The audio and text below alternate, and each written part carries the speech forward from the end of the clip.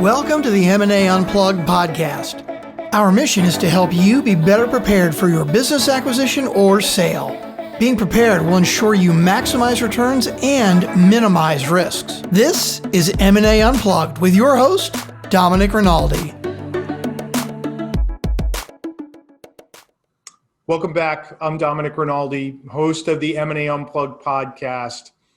And today I'm going to be talking to you about two things. One, what is the current state of the M&A marketplace and how have deals changed during this period of time, during COVID and likely post-COVID? I'll tell you, I've been incubating this podcast for a while now. I've been fielding a ton of calls and emails from clients and prospective clients wanting to understand what's happening in the marketplace. Are deals happening? And if so, have multiples changed?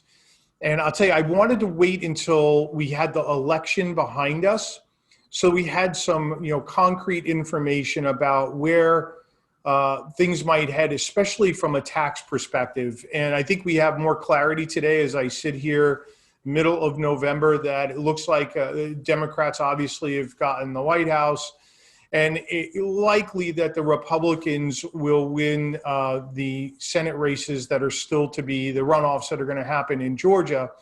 And so if that happens, some of the tax changes that have been proposed are unlikely to happen. And if there are changes, they'll probably be much more muted than what had been planned, which I think holds very well for M&A activity.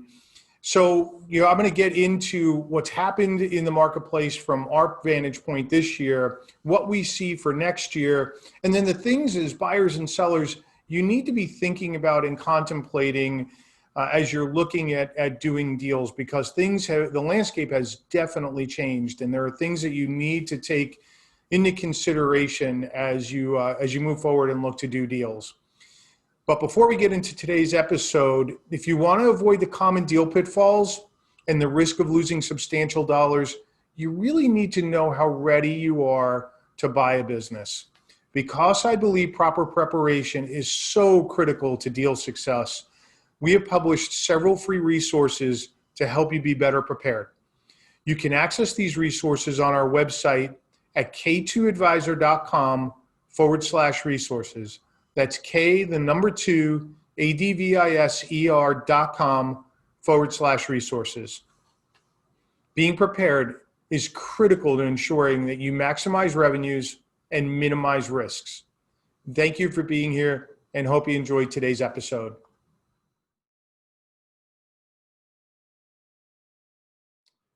All right, folks. So as I had teased in the intro, I really want to talk about why the marketplace continues to be, for mergers and acquisitions, continues to be so robust despite what's happening around us with the pandemic.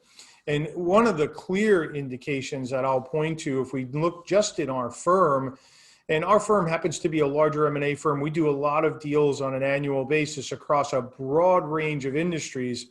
And one of the things that I can point to is just the pure buyer activity that's taking place. If we look at activity right now, the number of buyers that we're working with to help find a suitable business for, that number has substantially increased over the same period last year.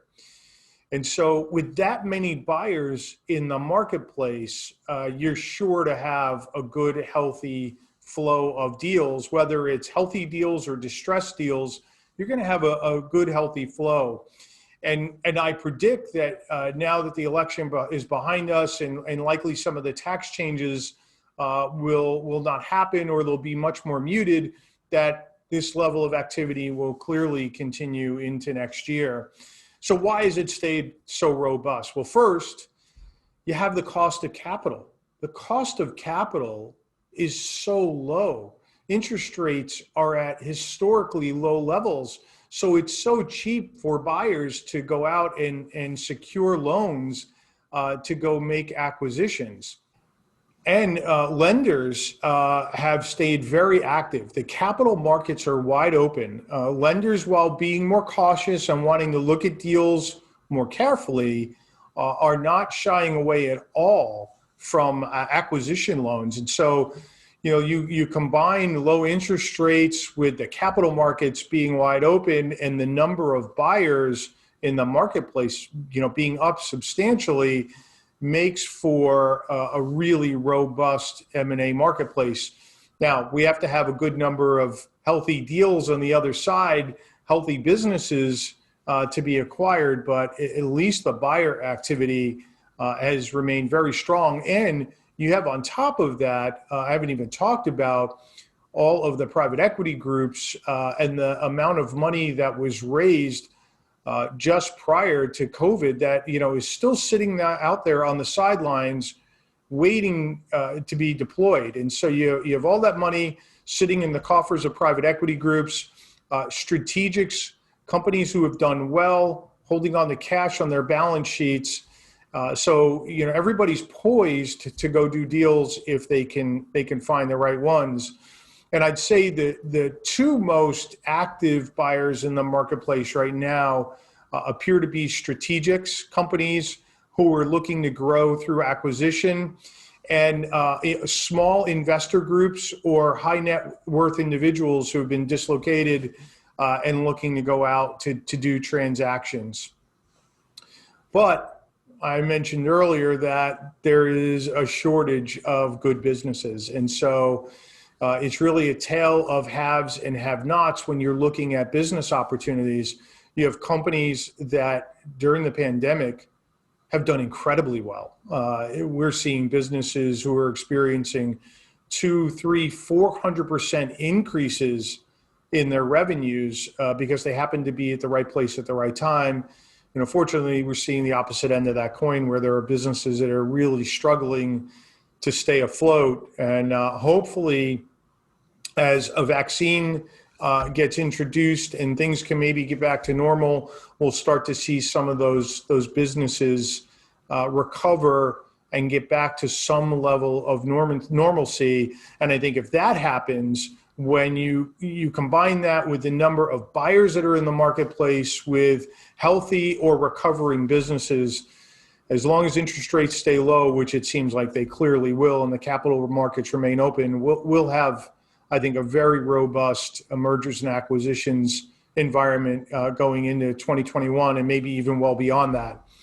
But my advice, if you're a buyer, is that you have a couple of things in place. Have a plan. Before you get to the marketplace, really understand what you're looking for. What is your key criteria? What would move the needle for you? Have a team. Assemble the team ahead of time. And not just any team. You need to make sure that you have folks by your side who are specialized in mergers and acquisitions.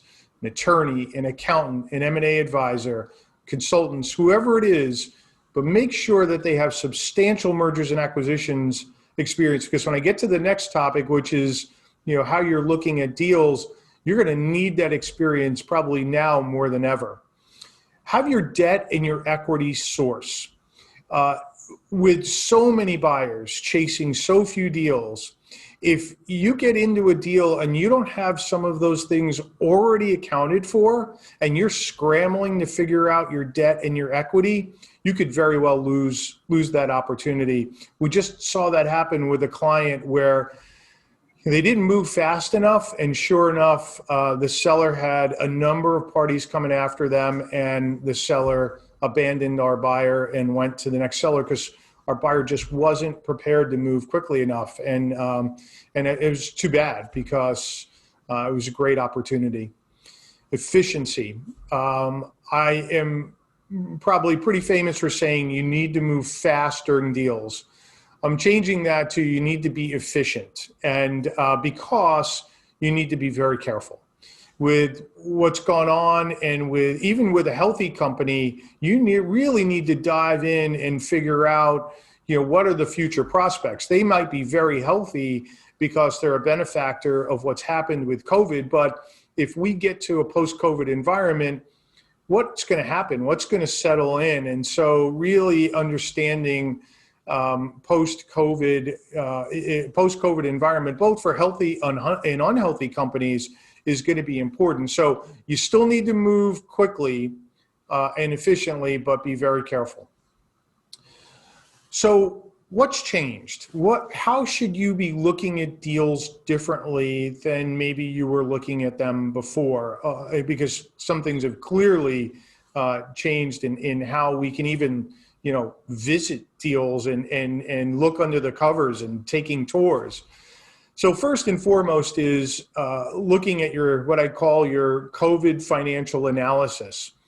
If you have a healthy company who's really experiencing tremendous growth as a result of what's gone on, you need to understand what's going to happen after we get through this period of time. Have they reached a new level for their company, or are things likely to settle back down? And if so, where are they going to settle back down to? Because you have to be careful not to overpay for what's happened. Conversely, you might have businesses who have been really impacted negatively by COVID, but still have very good, strong foundations and will bounce back, or are already showing signs of bouncing back. And so doing that analysis and understanding where that business might get back to once things settle down will be really important. And you'll need to have the right team of advisors around you to make sure that you're looking at things properly and making proper decisions so that you're not either overpaying or losing opportunities because you're underpaying in a situation that you just really haven't read the tea leaves appropriately to understand what are the prospects for that business. So the next thing is discovery. In years past, you would get a deal on the table and you would start the dance between the buyer and the seller, and you'd go out and meet the owners of a business and take a tour of that business and really start to build up some rapport. And as you can imagine, that's just not happening right now.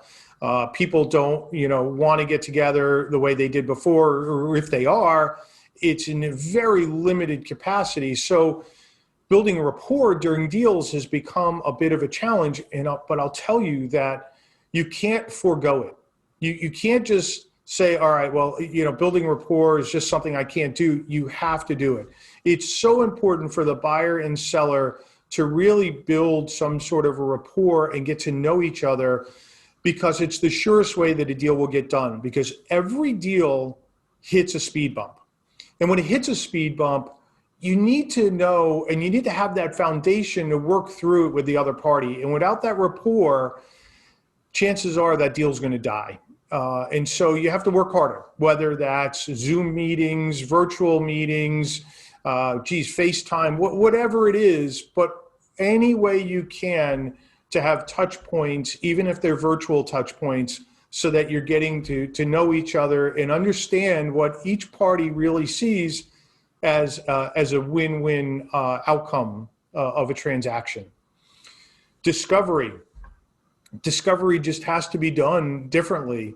Sending teams of people into an office to go through records and financials is really probably not feasible anymore.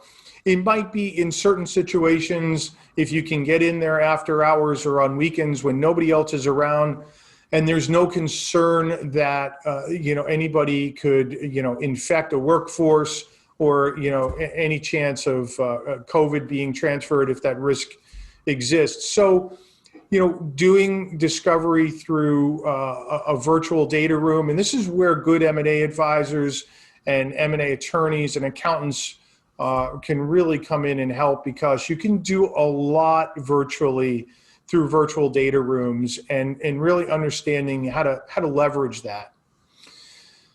So let's move into deal structure. You're going to have to get creative. There's just no doubt about it. If you want to get a deal done, whether you're a buyer looking at a deal or a seller, trying to get something done, if your business is doing well or it's been impacted negatively, there are ways to do these deals, both of them, but you need to be flexible. You need to understand that nobody wants to underpay, and nobody wants to steal a business out from under somebody. So there's got to be some sort of common ground that allows for flexibility should things not quite turn out the way everybody had hoped. And so, for owners, maybe a willingness to give the buyers some downside protection. If you've been one of those businesses that has experienced tremendous upside, and maybe the upside is here to stay for your business, and that's great. But if it's not, and it's not close to what's happened historically, well, maybe there's some accommodation where you can address any potential future gap. Conversely, buyers, if you've got a business that has been negatively impacted and it looks like the prospects for that business to bounce back are good, maybe there's a way to bridge the gap for the seller so that they can realize, that rebound, if it happens in a reasonable period of time, so the business hasn't been completely undervalued. Otherwise, I think sellers are likely to sit on the sidelines if they can, if they've got the capital to do that. They're going to sit on the sidelines and wait for it to rebound themselves, and then realize a full value on the other side. So there are ways to bridge these gaps. And I think any attorney that you speak to now has said they're really challenged with some of these ways. And there are things like performance notes. So if a business continues to perform at high levels, no problem, there are payouts at those levels. If it's a business that's underperforming and it's likely to come back, and it does come back, those performance notes can kick in. You can also do it in the form of an earnout, so that you identify future payments tied to certain milestones. And those milestones could be any number of things. It could be revenue, it could be client retention, it could be employee retention. It depends on what's important in that transaction. But whatever's important, you can build an earnout or a contingent note or a performance note into the deal structure. Now, what I will tell you, and any good attorney will tell you, is that some of these structures are fraught with potential lawsuits down the road. They have to be carefully crafted. You need professionals to craft them. People who do it all the time so they can think through for you, what are the right triggers? How do you keep yourself out of trouble in the future? Because the last thing you want is a lawsuit a year, 2 years later after a transaction is done because there's a misunderstanding about how the performance note should have worked, the earnout should have worked, whatever it is. The other thing in a deal that you really need to start to accommodate for are reps and warranties. Clearly, in this COVID environment and post-COVID environment, reps and warranties are being taken to a whole new level. Things that we hadn't thought about before, risks, future pandemics, whatever it is, things that maybe are unknown to the parties, but need to be accommodated for in the reps and warranties. And again, can't stress enough how important it is to have good legal counsel that can represent you, somebody that does it day in and day out. And if you don't have a good attorney, if you don't have an M&A attorney, please call me.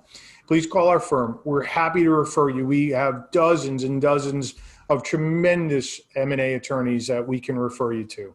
Diligence. So we're going to talk a little bit about diligence. When you're looking at a firm now, you have to look at it through a slightly different lens, because you're not only looking at it from the lens of what's happened in the past, but will the business continue to operate in the future for things that maybe are unknown at the moment.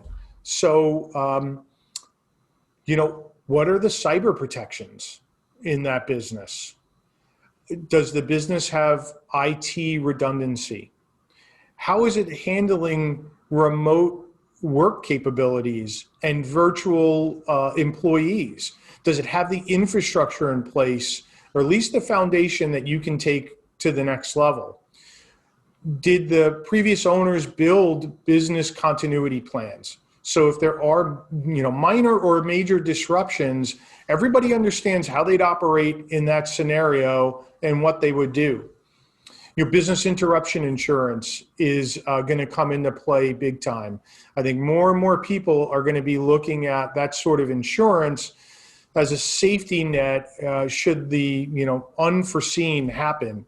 And so, understanding how the current business operates for some of these things in diligence is going to be really important as you build your plan and your transition plan taking over. Again, attorneys, there are consultants that specialize in transition planning and in integration planning who are already modifying their diligence templates to accommodate for some of this and things that you really need to be thinking about.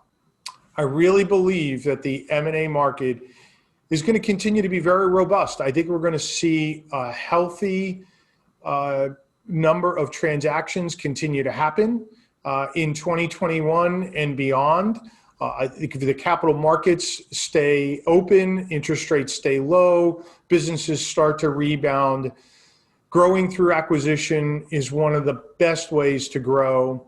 If you're trying to acquire your first business, acquiring versus starting is, I think, a much safer bet to getting into a business. I think the road ahead is going to be very strong for M&A. I know for our firm, we've experienced a record year in 2020, best year ever by a long shot, in the middle of all of this craziness. And I think the future prospects look tremendous. So let me end with a couple of reminders. One, have a plan in place. Build your plan. Whether you're a buyer or seller, if you're a seller, put all the pieces in place well before you're ready to go to market. If you're a buyer, really put all the pieces, your acquisition pieces in place. Have your plan settled. Know what you're looking for, what your criteria are before you launch a search. Assemble the team. Put a mergers and acquisitions team by your side. People that will have your back throughout the process. And folks who are not afraid to, speak their opinion. If they see that something isn't right, they're willing to guide you in a different direction. Or if they see that a deal can be done and obstacles can be overcome, they're going to offer up tremendous advice and help you get the deal done. Have your debt and your equity sourced. Understand where your equity is coming from and how you can secure debt. And plenty of ways to do that. And if you don't know how to do it, call us. We're happy to walk you through that. And remember, I think you're going to have to work very efficiently. Speed matters, but you have to be cautious. So while I used to say purely, you have to move fast, I'm changing that to you have to move very efficiently because you still need to get through the process as quickly as you can, but as thoughtful and as thorough as you possibly can. I hope you enjoyed this episode. All of today's information will be available in the show notes. If you enjoy our content, please remember to subscribe and review our podcast. I look forward to seeing you again on the next episode of the M&A Unplugged podcast. And until then, please remember that scaling, acquiring, or selling a business takes time, preparation, and the proper knowledge.